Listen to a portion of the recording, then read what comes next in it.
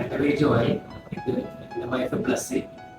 ഞങ്ങളുടെ സ്ഥലം പള്ളിക്കരയാണ്. അപ്പോൾ ഇവിടെ എംസിയുടെ ഡിസംബർ ഒക്കെയാണ് കണ്ടിട്ടുള്ളത്. അപ്പോൾ ഞങ്ങളുടെ വിസിറ്റും എല്ലാം വളരെ സ്മൂത്തായിരുന്നു.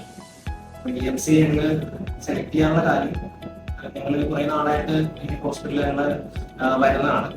2018 അമ്മയ്ക്ക് ആസ്മയുടെ ഇഷ്യൂ ഉണ്ടായിരുന്നു. അപ്പോൾ ഞങ്ങൾ ഫസ്റ്റ് വന്നതാണ്, അടുത്തായിരുന്നു.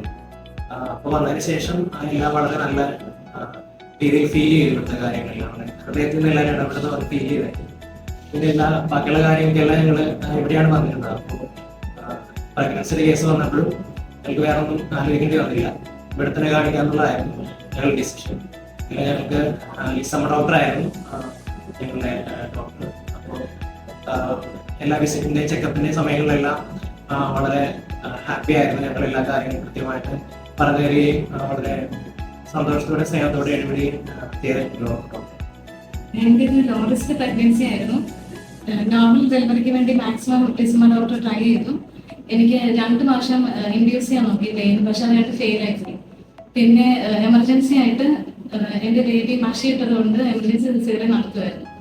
പിന്നെ സിസേറിയൻ കഴിഞ്ഞിട്ട് സിസേറിയൻ വിത്തുവൽ റൂമിലായിരുന്നു. അവിടെ നേഴ്സുമാരെല്ലാവരും വളരെ നന്നായിട്ട് എന്നോട് ബിഹേവ് ചെയ്തു, എന്നെ നന്നായിട്ട് കെയർ ചെയ്തു. അതിനുശേഷം ബേബിനെയും അതേപോലെ തന്നെ NICU കെയറിന് വേണ്ടി കൊണ്ടുപോയിരുന്നു.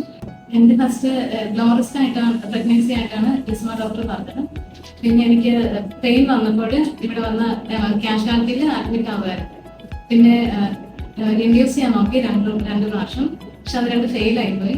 റൂമിൽ എത്തിയതിന് ശേഷം എല്ലാ ദിവസവും കറക്റ്റായിട്ട് നഴ്സുമാർ വന്നിട്ട് മെഡിസിൻസും എല്ലാ കാര്യങ്ങളും കറക്റ്റായിട്ട് തരുമായിരുന്നു. അതുപോലെ തന്നെ ലാക്ടേഷൻ്റെ കൺസൾട്ടേഷൻ ഡോക്ടേഴ്സ് ഉണ്ടായിരുന്നു. അതുപോലെ ഡോക്ടർ ലിസമ്മ വന്ന് ഡെയിലി വന്ന് കൺസൾട്ട് ചെയ്യുമായിരുന്നു.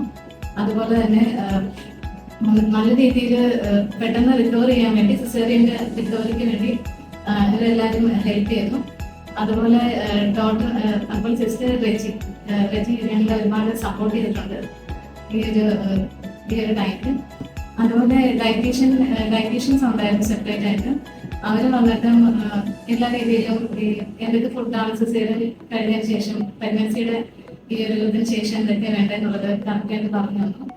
അതുപോലെ തന്നെ ബേബിക്ക് വേണ്ടി ഞങ്ങൾക്ക് ഡോക്ടർ ഗ്ലേസ് പീഡിയാട്രീഷ്യൻ ആയിരുന്നു. ഞങ്ങൾക്ക് ഈവനിങ് എല്ലാ ഈവനിങ്ങും വന്ന് ബേബിയുടെ ഹെൽത്ത് ചെക്ക് ചെയ്തായിരുന്നു. അതുപോലെ നല്ലൊരു ഹെൽത്തി ആയിട്ടുള്ള ബേബിനെ ഞങ്ങൾക്ക് ലഭിച്ചു.